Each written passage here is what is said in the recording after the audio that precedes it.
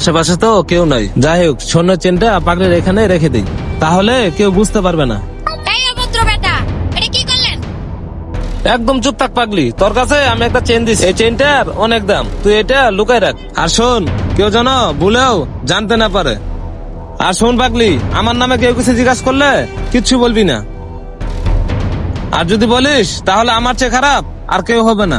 এই বেটা দাঁড়া দাঁড়া দাঁড়া, হায় রে আমি যেন কি করি। এই পাগলি, এদিকে একটা লোক যাইতে দেখছস?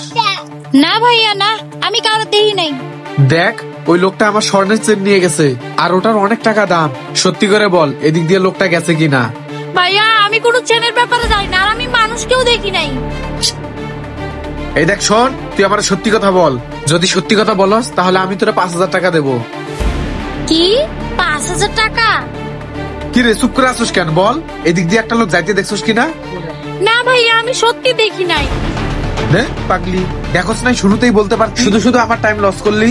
চোরটা মনে হয় গেছে গা ওই দিক, দেখি তো।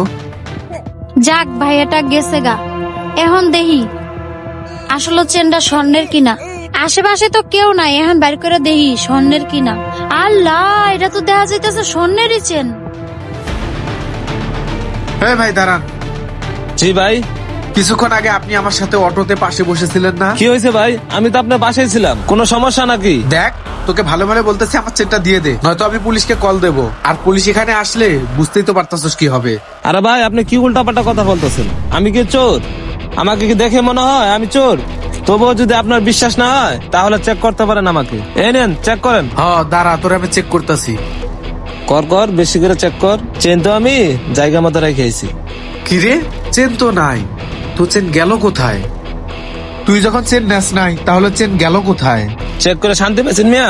আমার কাছে কোনো চেন টেন নাই। নেক্সট টাইম কারণ আমি দুধ দিতে গেলে যাচাই করে দুধ দিবেন, না হলে কিন্তু আপনার কপালে খারাপই আছে। ফালতু লোক শুধু শুধু আমার সময়টা নষ্ট করলো। এই চেনটা দেখে তো মনে হইতেছে অনেক দামি। আমার মনে হয় এই চেনটা কালো কোট পরা যে ভাইয়াটা আসছিল উনার। প্রথম যে চেনটা দিয়ে গেছে উনি মনে হয় চোর। আমাকে যে 5,000 টাকা দিতে চাইছে তার মনে হয় চেনটা তাকে দিয়ে দিব।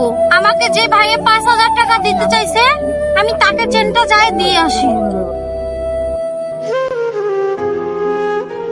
ভালো হয়েছে, ওই লোকটা মনে হয় পাগলির কাছে চেনটা পায় নাই। আমি যে পাগলির কাছ থেকে চেনটাকে নিয়ে আসি। ইস রে, চেনটা কোথায় গেল? আজকে আমার গার্লফ্রেন্ডের বার্থডে, ভাবছিলাম এই চেনটা ওকে গিফট করব। এখন চেনটা যে কোথায় গেল, এখন আমি কি নিয়ে ওর সামনে যাব? ওই যে ওই ভাইয়াটা, যাইয়া এই চেনটা দিয়ে আসি, 5,000 টাকা নিয়ে আসি। কিরে, পাগলিটা তো এখানে ছিল, কোথায় গেল? শিট, এখন যে আমি কি করি?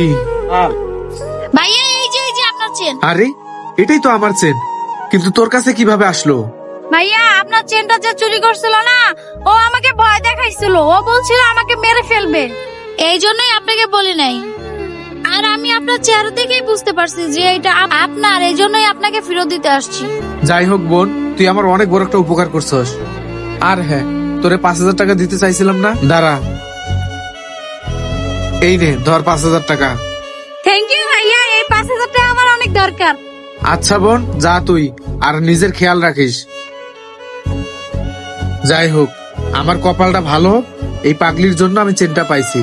আর এই চেনটা যদি আমি না পাইতাম তাহলে আজকে আমি আমার গার্লফ্রেন্ডের সামনে যাইতেই পারতাম না।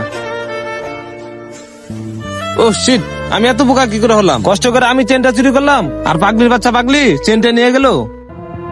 কিরে, এখানে দেখি স্বর্ণের চেন, যেভাবে হোক চেনটা মেরে দিতে হবে। এই তো নেওয়া শেষ। মামা দাঁড়ান, তাড়াতাড়ি এখান থেকে চলে যাই। মামা, আমাকে ওইখানে নামায় দেন। আরে, আমার চেন কোথায় গেল? ওই ভাইটা মনে হয় নিছি, তাড়াতাড়ি ওকে ধরতে হবে।